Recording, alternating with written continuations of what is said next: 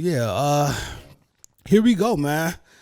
Welcome to, what is this? I think it's episode 8 of Where's Brunch podcast.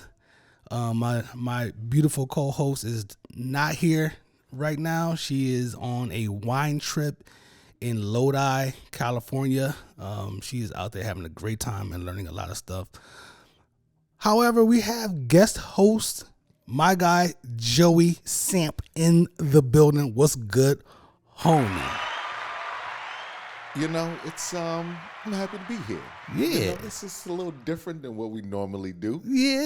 You know, a little, people are used to seeing that situation, but today we get to really chop it up about something. Yeah, I mean, this is your wheelhouse, to be honest. Like, you have you have a voice made for the airwaves. You know, I've been told that, but we'll see what it's hitting for, man. I'm just trying to keep up because, Trina also has a voice made for the airwaves. I don't think my voice is made for the airwaves. Well, Trina definitely, and though I'm sitting in the space, the sultry tune of Trina is, she's got that master. She got that magic, you know what I'm saying? Yeah. I got the scratchy thing, I'm the Eric Sermon of the group. I talk with a lisp, you know what I'm saying? But the Eric Sermon did it, so hey. If Bismarck and Eric Sermon can do it, I can do it. Put me in the game, coach. Put me in the game, man. Welcome to the show, son. Yeah, man. Happy to be here, man. It's kind of dope. Yeah.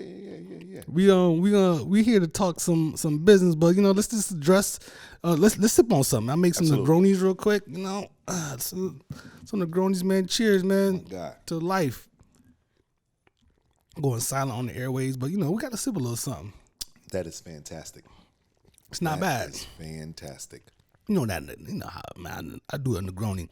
Nice Negroni or Boulevardier sometimes, Throw a little chocolate bitters in there. That's a little. I was about to say the bitters are showing little up. Chocolate bitters I throw in there. This is a little trick for y'all out there. Yeah. I learned a lot of things in my whiskey and kicks days, which are still going. Yeah. What's good with you though, man? How you looking good, man? You know what I'm saying? You got a little glow to your skin. Man, I'm in some good shape. Look at the coconut oil treatment. Right? I switched my oil to a coconut oil. Switch the oil to the coconut oil. That'll do it. I got a coconut oil base that I tend to lean to, man. You just came off of a pretty major trip though. You had to get some nice sun, a little close to the equator. I got that brownie situation going on, man. Everybody knows I'm a red boy at heart. Right. You know what I mean? So the redness pops out, and we went to Curacao for our anniversary trip. Had a fantastic time. Shout out to y'all, man. Learned how many years? 13. 13 years, yo. Round of applause for that, dude. I will pass on that I learned a valuable lesson. Do tell. There's a lesson for anyone who likes to partake in the water activities. When you go to certain places, we like to go to Miami, things like that. You go to these islands, and in Curacao, it's part of the ABC Islands: Aruba, Bonaire, Curacao. Okay. Right? Each island has a different thing about them, even though they're really close to each other. Bonaire is like the scuba diving place of the world. Like, it's incredible. Oh, okay. Curacao is actually really good too. The reason is that the water is like looking through a window. That clear. Literally. Wow. Right? So like, I'm looking at videos from our trip, and like, I can literally see my whole body in the water. That's crazy. Right? Now, the lesson I learned is, if you're going to spend 3 hours scuba diving, or not scuba diving, but snorkeling, which keeps you on the top. Yeah. Suntan lotion your back. Ooh, that sounds painful just hearing what you just said, yo. It was, sir. You see this posture I have right here? It took me about 7 days to get to the. Oh man! Yeah. It was burned you. You was 3 hours. You're snorkeling for 3 hours. So it was in and out of the boat. Word. We went to this little island, and then you figure you are snorkeling, and your back is basically the sun is coming straight on it. Yeah. The water is like clear like a window. There's no sand barrier. or anything, no clouding, nothing blocking that water. Water is like a magnifying glass. No barriers whatsoever. Whew. So you had your front covered. Pause. Like, right? Super pause. Yes. Everything was covered that way, arms, everything. But you and wifey didn't say, "Hey, get my back." No one thought. I didn't say it. Tiff didn't have my back. She did. Literally. Did Tiff snorkel too? Absolutely not. Okay, gotcha. So this is Mr. Jet Ski himself. This is me. Tiff literally sat on the side. They had like a little on the beach. She was relaxing over there, and I was just wilding out. How was the snorkeling though? Did you see a lot of stuff? Nuts. Word. Nuts. And with nature in its place, you see things. If you're above the water, you can see some of the fish, the ones that are like black or anything like that, or different color.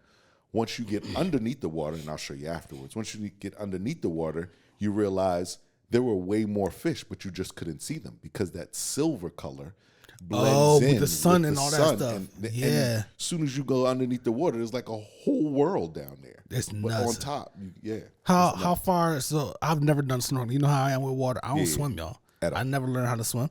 And how deep? Because the snorkeling joint has the little pipe that sticks up, so you can get air or whatever. So you never go. That never goes under. You don't even have to go down that far.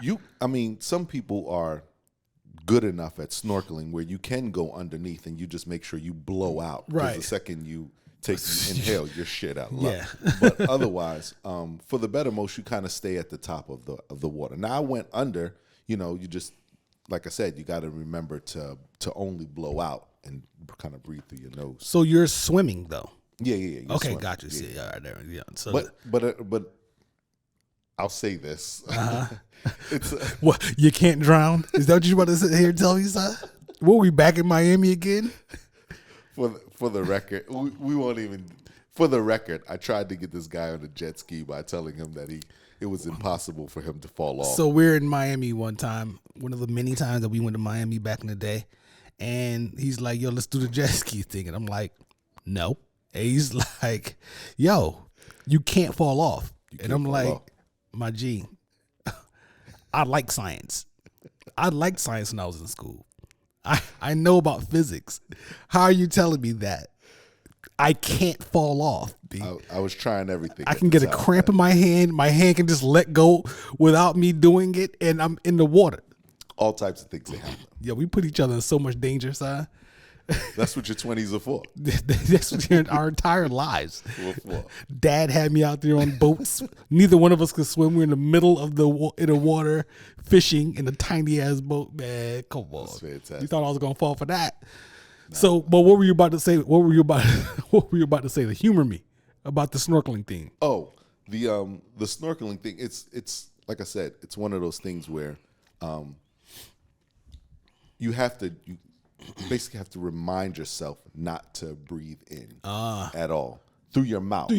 Right. So the joint is on your nose. It's on your nose. Oh. So what you can do is, if you have to, you can breathe through your nose and blow out through the snorkel. Right. Right. It's a dangerous thing to. How much air do you even have in there, though? You have enough to take a breath. That's about it. Yeah, because it's just the nose, and then the goggles are on your eyes, and that's it, right? Right, and the goggles actually put the pressure on your nose. Right. So, it's not something you try. Just hold your breath. You go out. Just hold your breath. Just hold your breath. Right. It takes some practice getting used to blowing, in and out. Pause. Different ways. This show is going to be filled with pauses. We play the pause game. We definitely. Trina and I are bad enough. She plays the pause game now. I tried to get her, keep her away from it, but she's just hell bent. So we are going to be out of control with the pause game, until we get out of snorkeling. At least snorkeling. Well, let's transition out. Let's transition. But the vacation itself was just. I mean, y'all been working a lot. Y'all been running back and forth a lot. You know what I'm saying? A lot of stuff with the real estate. With the kids, with your youngest, now my goddaughter is now off in college, you know what I'm saying? Killing, more round of applause. It's a lot of accomplishments. Yeah. It's been a really, really, really busy year. We went into it knowing that. Yeah. kind of set some goals. And I'm really, really happy with what we accomplished, learned some lessons, all of which will make business and all those things even better the next time around. I think what was the biggest lesson of them all is learning that we actually can work together. That's dope. As a couple. As a couple. That's the thing. It ain't automatic. Listen here, Slim. I did not think we were capable of that. Straight and I up. know Tiff didn't either because we work at two different places. We work at two different paces. Yeah. We have two completely different personalities. And so sometimes they complement each other. Sometimes they drive each other completely up the wall. No doubt. So yeah, there you go. what I mean? You know, and so when it comes to business, how we approach things, we had to find our strengths and work to them and figure out, you know what I mean, who does what and what does who. And all those things are falling into place. So far so good, man. Yeah, you what they say, on the job training type of thing? Yeah, man. There's a lot of people paying for a lot of things nowadays. A lot of ebooks. A lot of ebooks. Nah. We ain't gonna hold on. We ain't gonna knock the ebook. Joe might come out with an ebook, and if he comes out with one, I'm trying to tell you, I'm gonna need that $9.99. You gotta need that $9.99, you know what I'm saying? But until then, you know what I mean? It's that sweat equity, man. You learn the best. Where's Brunch Podcast sponsored by? You know, you never know. You know what I mean? Never know, man. But we here to talk about some hip hop, man. Yeah, man. Let me say, what's interesting as the viewers watch this Where's the Brunch And listen. Part of the brunch crew is an interesting way we sit at the table. Yeah. Right? You went exactly where I was planning on going. And so what we tend to do is we started out sitting, every other person, and then we Couples realized together. that doesn't work well.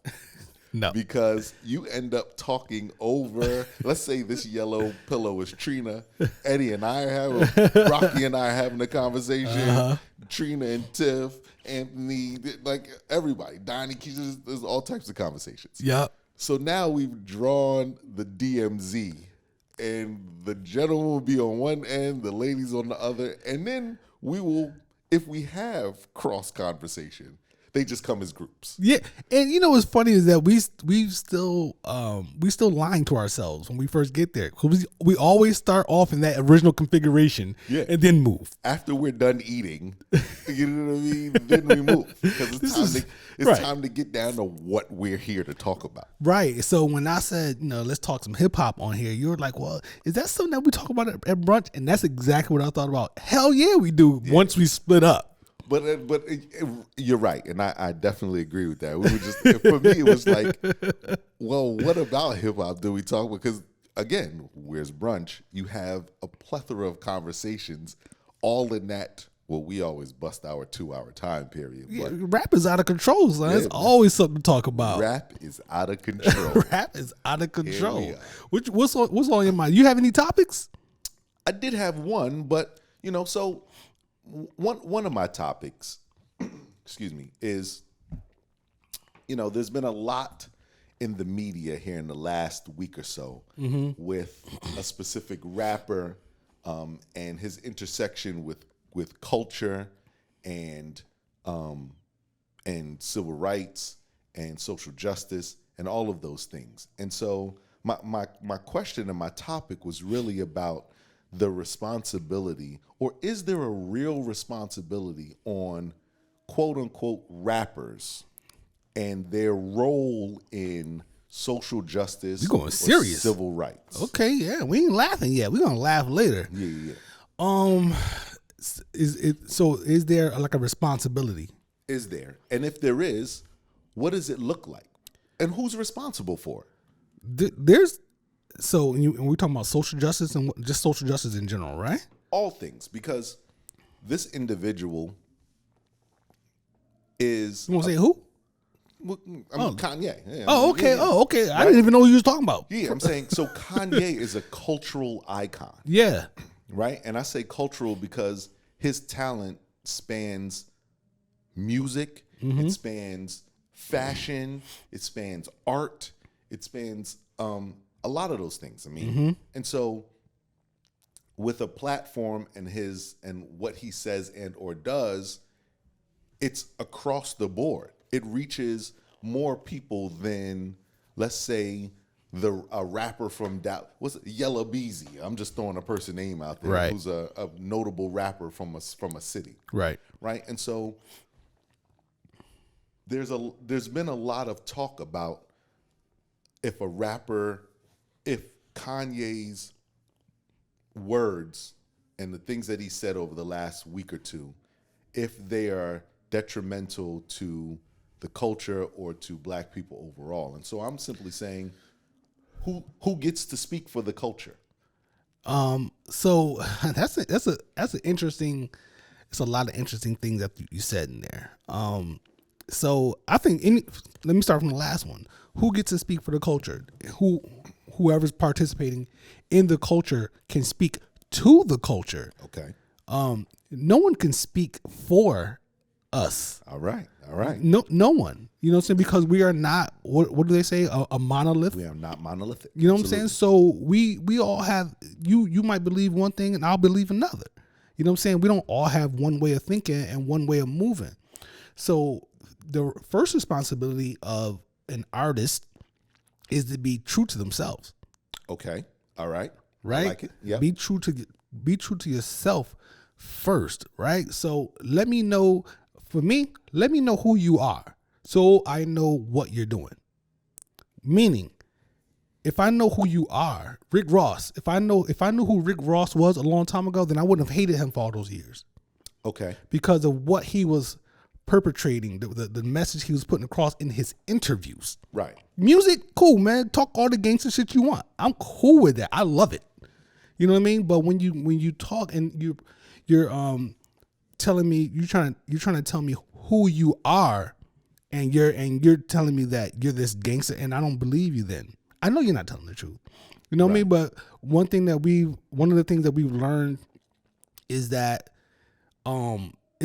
it really is entertainment, the entire thing. Okay.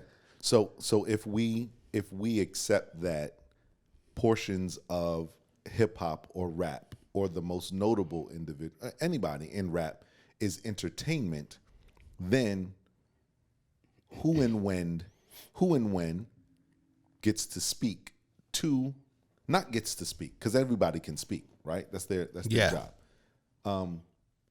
What amount of weight do we put on the words of individuals?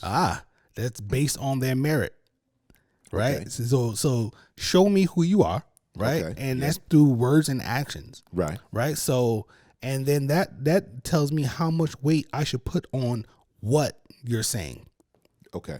Out of all the things that you say, what weight I should put on which words? How much weight should I put on which words? For instance, Hove. Right, everyone loves to use Hove as examples in hip hop. Every single podcast brings up Hove. Right. Hove is a person that I give the benefit of the doubt when he speaks. I believe in him. Okay. You know what I'm saying? So, and based off of the things that he's done for the culture. So he's proven his worth to the culture to you. Yeah, to me. You know what I mean? So that's not saying that I'm following him blindly. Right. There's not a human being on this planet that I'm following blindly.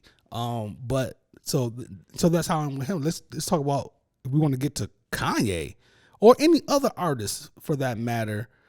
Some of them are up there, some of them are down here. You know what I mean? Right. Based on the things that they've accomplished, the things that they've done, what they've shown me as far as who they are. So for instance, in a bag of individuals who never need to be questioned would be a Talib Kweli. No, Talib's not in that group with me. Okay. Oh. Talib's not in that group. And I rock with Talib hard. You know what I'm saying? Heavy. But Talib has leaned so far over to another side. He's fighting, I think he's fighting a fight. He's fighting against Ghost, yo. Who are you fighting against? And how does this fight end? What's victory in this fight? You know what I'm saying? So Talib will call somebody a Nazi in a second. Right. So it's like, I don't even call people racist. How do you you know what I'm saying? Like how do you get? How do you get? There's a lot in between. It's a guy lot. saying something and being a So Nazi. Talib, I rock with Talib. You know what I'm saying? But I'm not. He's not there for me. Right. You know what I mean? But there's other individuals. But what about the and I'm not trying to sway you on Talib Kweli. I'm just using him as an example. What about the intention of his, I won't say the intention of his heart on those things? I think Talib, specifically Talib, I think he has good intentions. Okay. All right. I don't think that he's against the culture. Right. And I don't think he's against black people. Correct. Which are two of my most important things. You know what I mean? So yeah, he's shown me, but I just let's just say if he's walking down the street and he says, "Yo, let's go walk with me around the corner and we about to go set it on these racist dudes." I'm gonna be like, "What did they do? Who we talking about? Who are we talking about? Who are we talking about? 'Cause I might know them and I might know that they're not racist, but you're Talib. It'll take much for you to call somebody a racist. Absolutely. So, I can't just follow you. I can't follow him like that. I can't give him the benefit of the doubt. I have to, I gotta do a little Googling first. So we get off a little bit. No. So I think that is important because, a lot of times what's happening with Kanye is people are putting the weight of his words on the entire culture. They're saying what he's saying is detrimental to the progression black people have made. I don't agree. I don't agree that there is. I don't think that he holds that much weight for black people that his words can set us back in any way. How are you going to set us back when all I have to do is turn, as Donnie said earlier, all I have to do is turn my laptop off or turn my phone off. I can completely cut him off and still accomplish anything that I want to accomplish out here to help my people. So I think what I've realized is that there are two perspectives to that response. There's the response that I think some people use the response that isn't warranted in their lifestyle. And by that I mean there are, and I'll for conversation's sake say freedom fighters who are working against systems, right? Okay. Those individuals have different conversations with different people. Yes. Right? Than the average person who will just turn off their computer. When that person says Kanye's words are detrimental, they're saying that because when they go to have these conversations, Kanye's words are actually regurgitated to them, right? So the rhetoric. Right. But it's used as, well, he said so, right? I'll give the example of that time when I had the conversation with those individuals about the removing of the Confederate flag. The lady called me a Negro in 2019, right? Right. No, I'm sorry. She didn't say Negro. She said colored, right? That's worse. Exactly. Way worse. She used the word colored regarding black people in that conversation. When challenged, her response was, well, it's in the name of your organization, right? And so, but most individuals never get to have a conversation with an individual who can and will say that, will regurgitate those things and are using little things. That's happened a number of times before. So I think what happens is, and I'll use regular people for this context, people who aren't in the freedom fighting business don't deal with people who would use that as a bullet in their gun in the conversation. Okay. I can dig that. And so what I think is people have co-opted that by saying, rallying behind, well, Kanye, just anything he says is setting us back. Well, it's not really setting you back because you're not really having that conversations about fighting forward, right? The individuals who are actually will feel that way because the person on the other side of the table actually says it. One could argue that and this is taking things on a whole different level. That's what we're here for. One could argue that those words are actually setting the person on the other side of the table of the freedom fighter back. No, this and keeping them stagnant and in place where they are. I agree with you 100%. You know what I mean? And it's reminded of them when they use that, because they only pull it out when they're losing. Right. I'll be completely honest with you. Right. It's when they're back against the wall is when they pull it out. But the fact is, it's just fodder for them to pull out. Right. So this is two different perspectives on the impact or you know what I'm saying of his words or lack of impact on my level, because I'm not a freedom fighter in the sense that you're speaking. Absolutely. Right. I have my own way of doing things and whatnot. Right. And the things that you're doing, the tables that you're sitting at, I have no desire to sit at those tables. Right. Because I don't do my thing that way. Right. So yeah, there's nothing Kanye can say nothing to stop me from gathering 500 pairs of shoes and giving those to kids, right, and people who need them. Very you know what I'm true. saying? There's nothing that he can say that can stop that. But if you're trying to get, certain inequalities worked out for a school that you're representing, right, and you have to speak to certain people, then they can use that rhetoric against you that can hold you back from accomplishing what you're trying to accomplish. Absolutely. And that's going to impact the people that it should be helping out. And that's the setback. Right. That's the setback that freedom fighters are talking about. It's not the setback that the common person is talking about. They're just regurgitating something from someone else. It doesn't, because like you said, a regular individual will say, I'm not messing with Kanye. And I'll use Donnie for an example. We were talking last week about it, and I said, well, it's the same thing when he was wearing the MAGA hat. It's the T-shirt. Donnie was like, but the MAGA hat didn't have that effect for me. Right.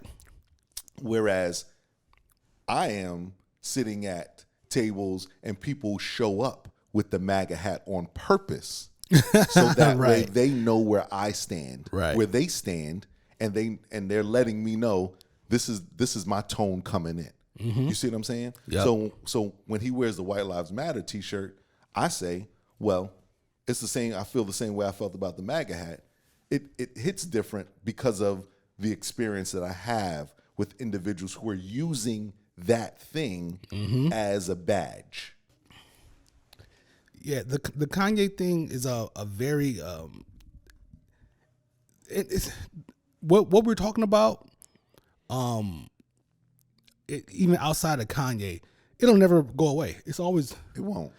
Because people have a voice. They do, and I think as a community, and I'll say as a hip hop community, we people will come in and out of it, man. As we are as a people and as a hip hop community, there's a lot to us. Yes. Right? Yes. So you can have Lil Boosie talk about, paying a prostitute to have sex with his son one moment. Oh my God. Like literally one she moment. To the streets. But then talk about ownership and, the black plight of not having your own, and censorship. And like all of those things are wrapped into one human being. So when when I ask the question about who speaks for the culture and when they speak, it's wild, because sometimes it is the person who we don't think should be able to speak that speaks, and it may be prolific in that moment, but it's in that moment, you know what I mean? Right. And that's that. Look, man, you know how I say, I mean, I'm all about, I'm all about the movement and the culture and my black folks. You already know. And some people I tune out when I need to, or when I want to, and some people, like for Kanye, and we're gonna get off the whole Kanye thing in a couple seconds. But with this dude, I find myself having to dig down to see if I understand what he was trying to say, even if he said it in a fucked up way, right? This is what I have to do with him. So what happened with the MAGA hat is I did that, and I was like, I see what he was trying to do, but it's fucked up what he did. Right. But I see what he was trying to say. With this one, when I tried to dig, I found nothing but nonsense. Nothing but right. You know what I'm saying? And he's not just giving nonsense. anymore, right. No, you know what I'm saying? Just nonsense. So I can't ride with him. It's stupid. You know what I mean? And that's pretty much it. But let's lighten it up a little bit. You know what I'm saying? Let's lighten it up a little bit, boy. Woo, man. Since we're talking about hip hop, Joe X over here. Listen, ladies and gentlemen, there's always gonna. I am blackity black. There's always gonna be. It's always them light skinned ones, man. You know what I'm saying? Come over here and talk about what we need to do. Listen, man. I'm fresh off that Curacao tan. I'm on some brownie action. Got a little right brown now, up and stuff, and I come on here talking about Bougie Bantan. You know what I'm saying? Browning over here. What's good though, man? Nothing, man. You tell me. So let me ask you a question, man. Speaking of hip hop, we staying on hip hop today. Yep. Rap music. This is our side of the table, ladies and gentlemen. This is our side of the table for sure. This is our daily conversations, right? Has IG and Twitter replaced the diss track in rap music? You know where I'm going with that? I do. I would say yes, but I won't say it was IG and Twitter. I'll say the DVD era grandfathered IG and Twitter to replace the diss track. Grandfathered IG and Twitter. Okay, so just a platform to just be able to talk a bunch of shit To talk instead of going to rap. Instead of going to rap. Nobody's going to rap. And now IG and Twitter allow people to just get on there, get it off, pause. And never rap about it. And never rap. I watched Freddie Gibbs and Benny go back and forth on social media, and nobody has rapped yet. On top of which, when they rap, they're still now what has survived is the subliminal diss. Oh, right? Yeah. That's survived. It's gone so. Drake has taken subliminal dissing so deep into the trenches that nobody can know that he's actually dissing somebody. Absolutely. Until years later when they're saying he was talking about me. Yeah. You know what I mean? Yeah. I mean, Hov was doing it too because he dissed Mace back in the day. Hov was the originator of the subliminal. You know what? Diss. You're right. He may have been the subliminal diss. You know what? Let me take that off of Drake. Pause. Like, it's been around and they've been doing that for a long time. So yeah, that's still there. Yeah. That's still there. And that's the whole point of subliminal, that you don't know. Except the person that they're talking to. Right. Yeah, exactly. And so they're supposed to poke the bear paws until they respond, and then which shows their hand. They have the power over it. I'm watching all these ladies, these woman rappers, and they're going back and forth over social media about songs and features and changing profile pics and all this other stuff. It's crazy. Like, I line up with her, so I'm gonna change I don't rock with you, so I'm gonna change my profile pic to her. And it's like, yo, go rap. Just rap. Just go rap, yo. Which is really, really interesting because now with IG and Twitter and the way music is, you can put something out and it's out. You can put out a song and it hits the street and that's that. So just rap. Shout out to my boy Currency, you know what I'm saying? Just Currency. Just go make the music and put it out. Go to the sneaker store, come home and make an album about going to the sneaker store. That's Currency. That's your job. I just bought a Lamborghini today. I'm gonna make a whole 8-song EP about it. Right. 6 songs. And people are putting out 4-packs and 3-pack projects. Easy. Do it. Yo, shout out to Mickey Facts, man. Mickey's one of the last ones. He said, you know what? And Lupe. But Mickey did it at a higher level when Royce was talking. And I love Royce, man. Shout out to Royce too. And I understand why Royce didn't go back at Mickey from when he explained it. But shout out to Mickey, man. He went to the booth, yo. That's what you're supposed to do. It's rap, especially when the argument is about rap. We're talking about rap. And you're telling me that I can't rap as well as you. Well, guess what? I'm going to go to the booth and rap. And I'm going to rap. And then he didn't speak to him since. That we know of. Publicly. That was the end of the relationship. Now, that's a good diss joint right there. The whole relationship is ended, B. There we are. There we are. There we are. We here for that, We man. are here for that. We're here from the BDP era, man. We've been around for a while, son. Come on. This is what we here for. This is hip hop, rap. We've watched diss tracks in hip hop go from blatant and overt to entire songs to dissing you, your neighborhood, your block, your mom, your city, whole joints. Yep. Pause. And then going to an entire song with one verse, with one line or one bar being the diss. The right? bait. It's the bait. The bait. And even a lot of times when you look back at some of the biggest diss records in the last few years, it was really just like 2 bars in an entire song. Right. You know what I mean? But then you had the infamous Pusha T. Pusha T, baby. Pusha T. Who is of that older era who said, no, this is how it's supposed to happen. Listen, you don't really want to whittle. Listen. This is how it's supposed to go. Yeah, Push down. got it real nasty on that joint. I loved it. Pause. Yeah. So I got another joint. Yeah, what you got? This is a question that I've had for a while. Why don't rappers do cover songs? You can't. Snoop did Lottie Dottie. It was great. Snoop pulled off Lottie Dottie. Yeah. Because Snoop is a rapper who is known for telling stories. Yes. Right. Today, you don't have very many storytelling rappers. And so what are they going to cover?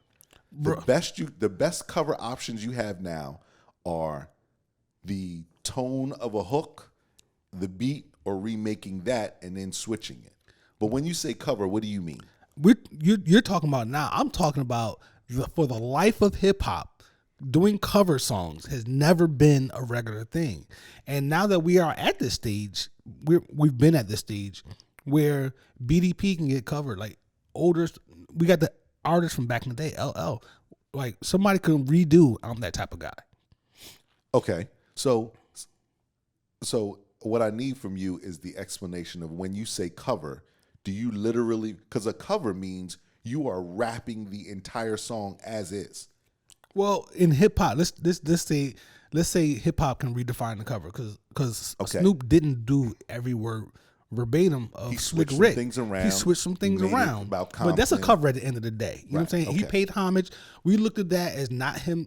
We didn't look at that as him biting. Right. We looked at them as that as paying homage to Slick Rick. He covered Lottie Dottie and he switched some words around and whatever to make it his own, which is what we expect from rappers. Yeah. But you knew it was Lottie Dottie. Yeah, he redid Lottie Dottie. 21 Savage redid Mini Men. He did 50 Cent's and he bodied which it. Which was nuts. Yeah. On the record. Yeah. Why do rappers not do that a little more? Like, it's dope. And we are at that stage where our older artists, you know what I'm saying, they deserve that. So I think that's an interesting question, and I think it boils down to, one, who they actually respect in that manner. Yeah. Right?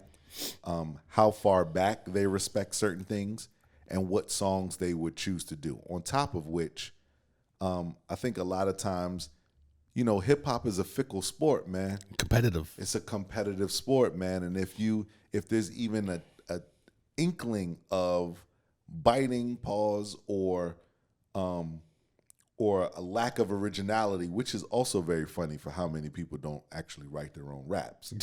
Yeah, a lot. But having all of that, I don't know if we'll see it, man. I don't know either, man. I don't know if we'll see it. I think it would be a dope thing, and our culture deserves it. The older rappers, they deserve it. Did you know that? Oh, go ahead, son. But I will say there is one person who hasn't stopped doing it. Who? French Montana. French Montana will cover full. He got a new joint out right now that's off of Brand Nubian's joint. Oh, okay. If you look at the major singles from French every summer for probably the past 5 or 6 years, maybe even longer than that, he literally took an entire song from Lords of the Underground or somebody like that, flipped it to some Coke Boy thing or whatever it was, and then he kept the. That's probably the extent of what we're gonna get, huh? That's the extent of what we're gonna get. Because that's not really a cover. I know what you're talking about, right? You know what I'm saying? Yeah, he does that. He takes the cadence. Yeah. He takes the hook. He does all of that. He changes the words, everything. But it is that song, right? Yeah. That's interesting for sure.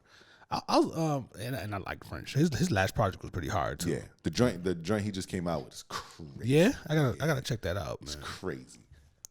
Did you know that LL dissed EPMD on their own song, Rampage? Here's the problem we're gonna have now. I feel like we talk about Rampage every maybe 6 months. And then I go on a Rampage binge for like 4 days. Right. It's a great song. Where did he diss them? Because that has gone completely over my head.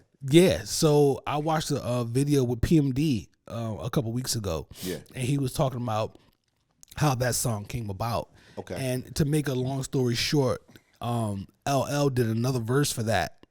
He did the verse that we heard. That's the second verse that he done for that song. The first verse that he did was based off of PMD's verse. No, pardon. He did a verse, then PMD laid his verse. And PMD's verse was from a song that was supposed to be on the EPMD album. Okay. And it was a little aggressive. Okay. Right? And the way the verse was laid out, it had places where E was supposed to come in and say certain things and stuff like that, right? So it was, and L, it's L. It's L. L took it a certain way and went in there and did another verse. And the verse that we heard, and I might be getting this wrong, but he dissed them on their own song. And what I never even paid attention to because I was young and didn't realize what was happening, he's not in the video. Okay. He's a silhouette in the video. So I remember that there were 2 verses for that. That story sounds very familiar to me. Yeah. I do remember that he wasn't on the video. Yeah. I did not realize that it was over beef. It was over beef. Yeah, it was over beef. Which, when it comes to L, the most competitive rapper I think we've ever seen, yo. He will dish you on the joint. I do the song together. He'll body you on it. Is there anyone else who has more in-your-face crew song disses than LL? No, I don't know if no. They said Biggie was getting at the locks on You'll See. Okay. Yep. So he was. Jada said that Biggie was getting. He was like, niggas talking it but ain't living it. Cristal popped, I'm sipping it. Mob had some lizard shit. That was to them. Because they was in their verses talking about how they had all this shit, whatever. And they was poor. brand new. They were poor. Absolutely. They were poor. And then Biggie came in there talking that talk. And he said he got at us on that song. That's terrible. It's crazy. That's terrible. One of the best songs. Your label mates, their deal situation. Talking to them but ain't living it. You know they getting robbed. Biggie was talking to them but wasn't living it. Exactly. What's that you saying? You lived in the 3-story walk-up in Brooklyn. What are we talking about? Shot your video at a mansion by the poolside. Right. That wasn't That's you. That's not you. You gotta love hip hop. I swear to God. It's beautiful. It's hilarious, man. What you got though, man? Nah, man. I mean, you had a couple other things on the list. Mine was just that one thing that I wanted to broach. Well, along the same lines, why don't rappers release live albums? They can't. Why? How would they do it? What do you mean? So let's discuss that. I thought about this. I was thinking about this as I was driving over here. Mm-hmm. The last set of live albums we heard from rappers came based on MTV, that show they had. the Unplugged. Unplugged, yep. How many rappers were actually able to do that? I don't know. All right. So Kendrick could do a live project because the musicality in Kendrick's and artistry and because now I have to focus on what you're saying. Yeah. Right? You've got to lead and how you're journey, how you're saying, inflection, tone, yelling. Is this poetry? What is this? Right? Yep. And a lot of rappers, their music isn't set up that way. It's performance based. But that's what we want. No. Performance based. Like, for instance, What's performance based, and what do you mean? their projects. So I'll use Kanye for instance. When Kanye would come out with certain projects, he said, "This is stadium music." Right? Yes. And there was a sound that could only rock off in a stadium, right? It was created that way. Yep. That, unless, now I'll pause there and say a lot of rappers who are capable of doing it are doing things with like orchestras, but they're taking their own music that was already done, re-released, not re-releasing, but performing it with an orchestra. Nas. Right? Jay used the Roots to do his project. When you say live, what do you mean? Do you mean how? rapping it in front of an audience and hearing the audience? Yes. Okay. Yes. I've seen Kendrick live, and he was on stage downtown DC by himself for hours performing his joints, sounding fantastic. You know what I mean? And you can hear the crowd going crazy, and you do song after song after song. If you're going into it with the intention of doing a live album, you can do that. Why not? So, okay, let me ask this. That's interesting, because I think my interpretation of what you said is taking a different lane now based on this conversation. So if a person releases an album, Kendrick put out, what was it, Mr. something in the Mr. Morale and Hot Steppers. He put that whole project out, and now he went on tour. He could release a live album of his tour, is what you're saying. Yeah. He already put out the studio version. He could even do just a portion of the album, 8 songs. Right, that's what I'm saying. He already did the studio version. Now he's out on tour. He re-releases that again with the crowd, the experience. Yes. Kind of like what? Some Marvin Gaye shit. I was just about to say Marvin Gaye. Yes, huh? Or Parliament Funkadelic. Yeah. Or, Frankie Beverly and Maze. The majority of their projects we love is the live version. I don't know if I've ever heard a studio recording from the version. right. Yeah. Yeah. Why not? That could be really dope. That's a good idea, sir. It's a good idea. Let me get back into that. Now, what I will say is, again, that's not for everybody. 2, the artists would definitely have to be intentional about the way they are performing, because a lot of rappers do a lot of yelling. Yes. Which does not translate well. Listen, if you can't do it, then don't do it. Then don't do it. If you're not built for this, you know what I'm saying? Then don't do it. But those who are, why not? Kendrick could easily do that. Come on, man. Kendrick will body that. So, and we can't tell Kendrick an artist. He's an artist. So we can't tell him what to do. But somebody like him, Cole, you know what I'm saying? These artists, they could do that, yo. You know what? Hove could do that if he could have. He probably could still do that. But you know what else is interesting? With the festival market being what it is today, these festivals are nuts. Yes, they are. A lot of people don't always get to see each artist come to the festival in their area. Okay. Right? The live recording of live at Rolling Loud or live at the such and such, if the artist went into it with that thought process, that would be crazy. It would be insane, son. That would be crazy. I remember being in a hip hop group on Facebook some years ago, and somebody asked what artist has surpassed their their OG or whatever that brought them in the game. And I said Waka surpassed Gucci. Years ago, I said this. When Gucci first got out of prison. And they were like, "You crazy, blah blah blah." I was like, "Y'all not paying attention." People completely lost Waka when he's and the thing about Waka is he was vocal about it. He said, "I am switching to EDM straight up because that's where the money is." Gone. And gone. I mean, this dude be out in Croatia. Gone. Crazy. I was just he damn near has a Vegas residency. Straight up. Him and Who Kid. Yo, hip hop is whatever year we at this point, right? 50 about to be 50 years or something like that, something to that effect. Hip hop has evolved, yo. it's different. You know what I'm saying? No doubt. You don't have to. When people disappear, we used to be like, where they at? They washed. You know what I mean? Yeah. It ain't like that now. Nah. I was just watching 50 on he was on Breakfast Club and Hot 97.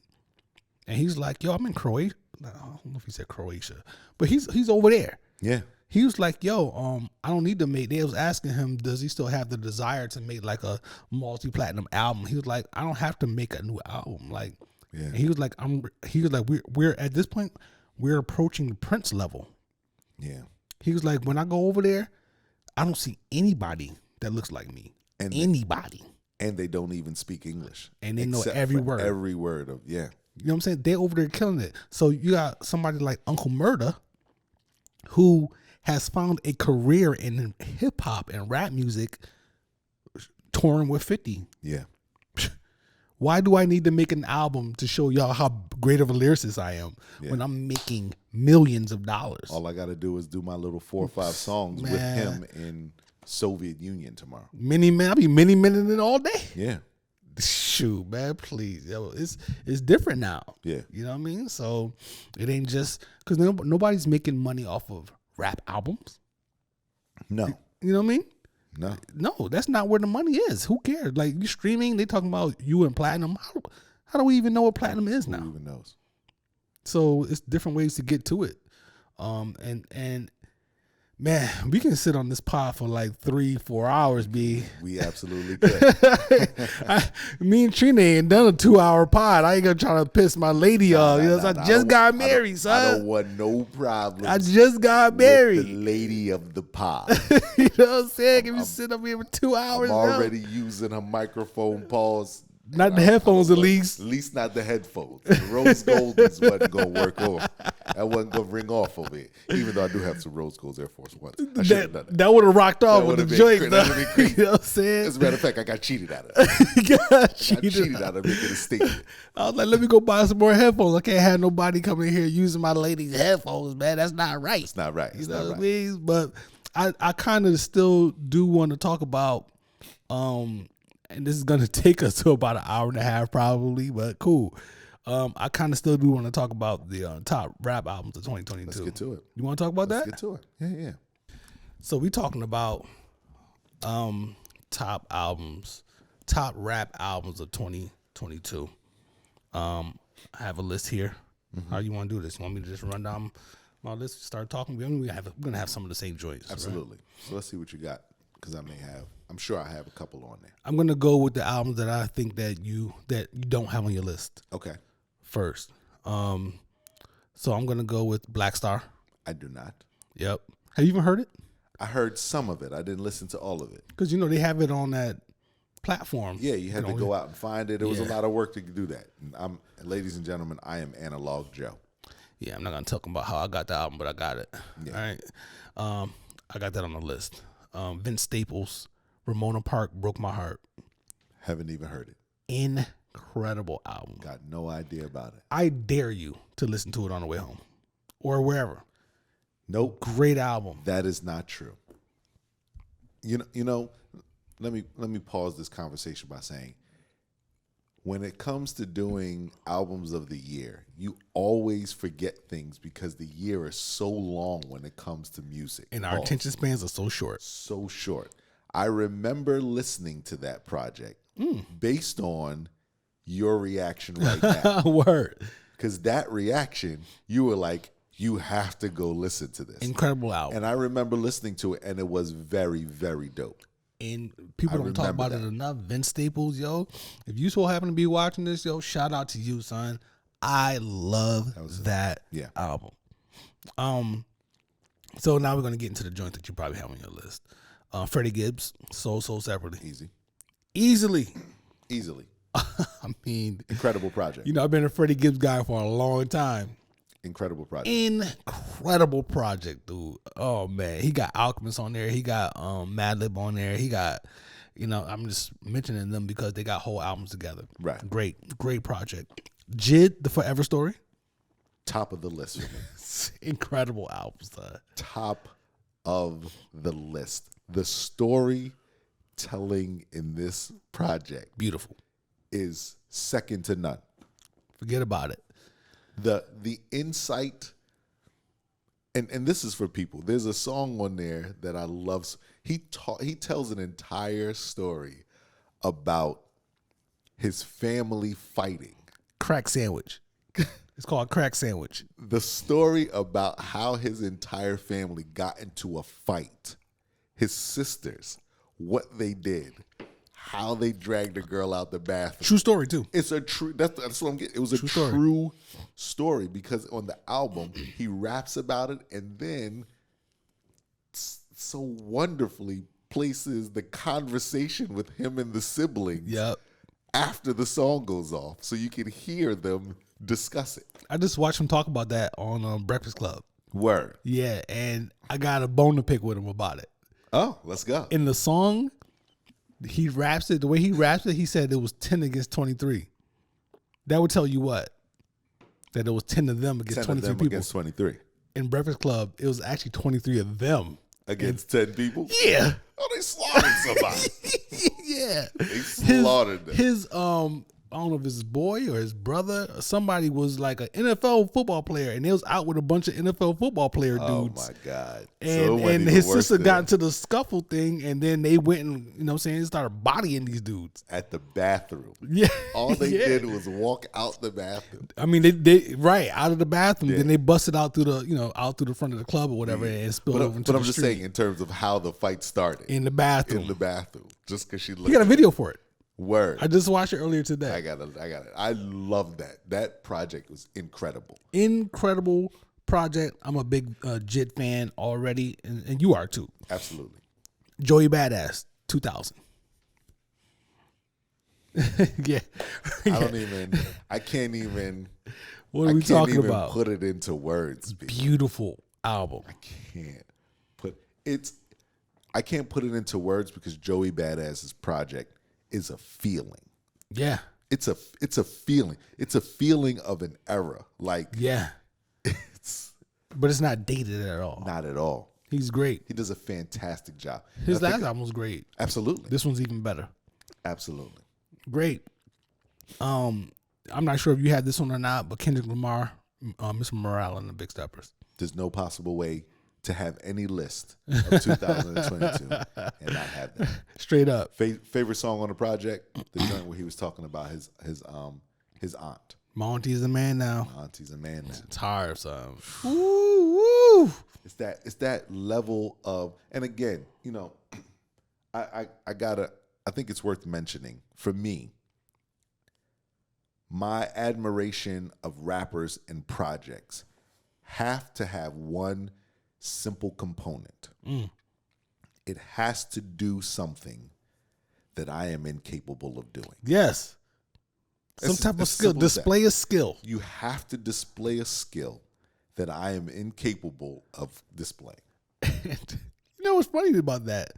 That's a funny thing because if you listen to some of the people that people criticize as far as like mumble rap, let's just say Lil Baby. Because I don't understand anything Lil Baby's saying.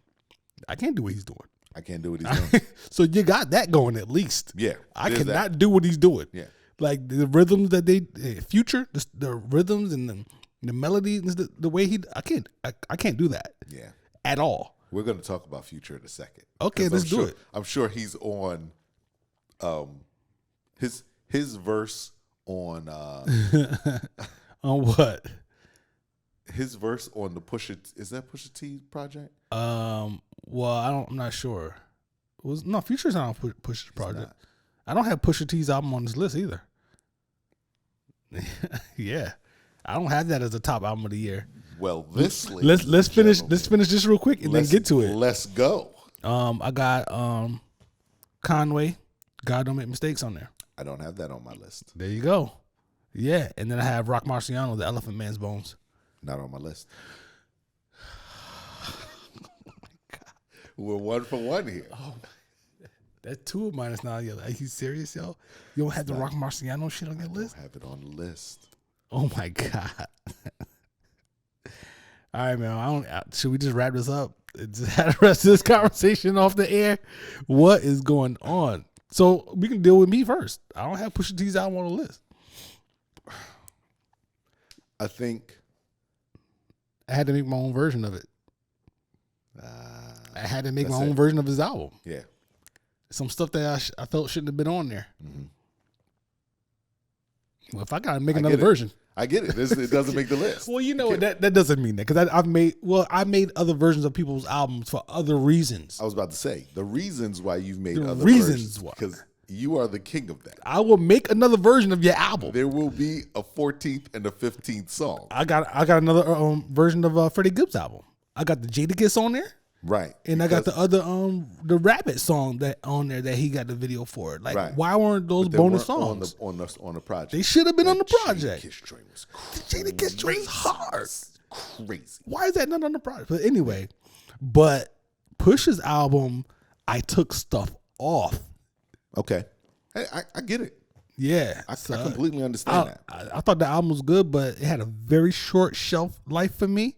Rotation for me, and then it hit the shelf, and I didn't go back to it. So you know what's happened for me over the years? Shelf life is not a factor for me anymore. I share so much of my music listening time with soca and reggae. Yeah, it's tough for you. That shelf life, you know, if I spin your project 3 times in 1 week, the first week it comes out, that's amazing. I'm here to tell you. Because by the time I wake up Saturday morning, it's soca for the day. Straight up. So the fact that anything gets a rotation is where I add my list. So I'll add a few things there that I didn't hear. Obviously the Pusha T situation. I added a collection, which are the 2 projects from Ransom for this year. Yeah, Ransom joints, man. This is great. I mean, yeah, those are dope joints. Yeah, I got another list of dope joints that weren't necessarily great albums to me that can compete on this level. But yeah, Ransom son. I mean, he hasn't put anything out that I haven't loved in the past 3 or 4 years. Yeah, I mean, the last year he put out those 4, and he does this little 7-pack joint. Yeah, that works out very well. He's rapping. What else you got? I had that Tana Talk 4. Okay. That Benny. I really enjoyed that project. It's one of the top albums of the year. I really... Wow. Remember, what's my criteria? If you get 3 or 4 spins out of me, out of your project... Listen, as a rapper, if your project gets played on a Saturday or a Sunday in my world, it makes the top 10. Rappers, the Trinnies are going to be the measuring stick. The Trinnies are your measuring stick. Especially in February. Forget about it. The weekends are reserved for soca. Right. You know what I mean? I had the Tana. I had, and we used the Tana phone. And not the God Don't Make Mistakes. Yeah, interesting. Man. Yeah, the Tana worked out for me very well. I think there was maybe 1 or 2 other ones, but I got some honorable mentions too, though. What you got? Lupe's album, honorable mention for sure. Okay. What's my man named Griselda? In Griselda that just came out with his joint, Kiss the Ring. Kiss the Ring. Yeah. And I just looked at that. I was gonna listen to it. I've been listening to his album so much, yo. That's a dope project. It reminds me of when Stove God first came out. Yeah. How that project was for me. Yeah. That's how this project is doing it for me, That's a very good project. Oh my God. Very, very good project. Alchemist and Currency came out with a joint called Continuance. Mm-hmm. Dope project, Alchemist, Currency. Forget about it. You know what I mean? So the Black Thought project was a great Black Thought and what's one Danger Mouse? That was a dope project. That was a really dope project. That was a really good Black Thought project right there. It was. Like, that was a really good joint. It was. Yeah, that could be up there for sure. High on the honorable mention list. Yeah, it's high on that list, man, because Black Thought historically, as a solo artist, hasn't put out bodies of work that I really loved. Really? Yeah, because it's like it's either just too little of stuff, or I feel like he just be spitting over beats. No matter what the beat is, he can just keep spitting. You can just change the beat out. Pause. On this project, it seemed like there was like concepts and stuff like that, and he kind of like did different things on different tracks. I think Danger Mouse brought out the best in Black Thought. I'll agree with that. I won't argue with that. I won't argue with that at all. Yeah. So yeah, man. So I really wanted to do this for the people who tuned out of hip hop and rap music. Yeah. Because it's not what it was in the 90s. It's not. It's a lot of music out there. A lot of great music out there. And once you disconnect, you're going to be lost, yo. And I will say that there's a lot of great music, from that sounds like our era of music.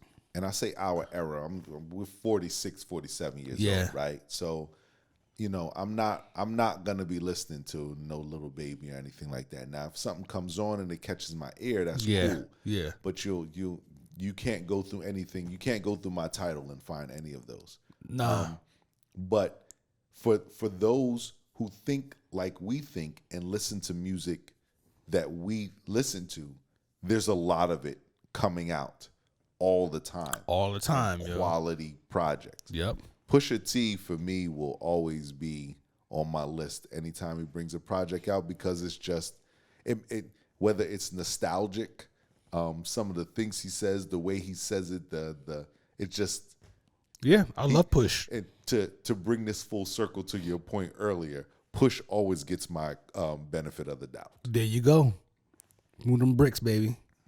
And that's what we doing, man. Yeah, man. This is Where's Brunch Podcast, and it's been a hoot. I had a great time, man. I appreciate, the lady of the pod, lending the blessing for me to fill in this evening. Come on home, Trina. Come on home. You know what I'm saying? Enough wine, yo. I didn't know how to pronounce that. You said it was Lodi? Lodi. Yeah, Lodi, California. Lodi, She having a great time out there, though. Yeah. It looks They're doing dope, a lot of dope stuff. Yeah, it's crazy. Like, Yeah. It's crazy. Like the stuff that they've had them doing out there is really dope. And congratulations. I'm here, for the first time since it, as everyone knows, the wedding went down. I'm yes, sick indeed. to my stomach that I couldn't be there. We had already had the trip planned and couldn't maneuver things. Yeah. But definitely congratulations to you and Trina. Much appreciation. You know what I'm saying? For that ceremony, that union, and all those things, man, that comes along with it. I'm happy for you, bro. I appreciate it, man. You know what I'm saying? Yeah, I'm happy for Trina too. Welcome officially to the crew family. You know what I mean? Officially, we're making a statement out here. If you see these dogs in your front yard, just know upstairs I'm going hard. Hard. Bing bong. Bing bong. And that's that. That's it.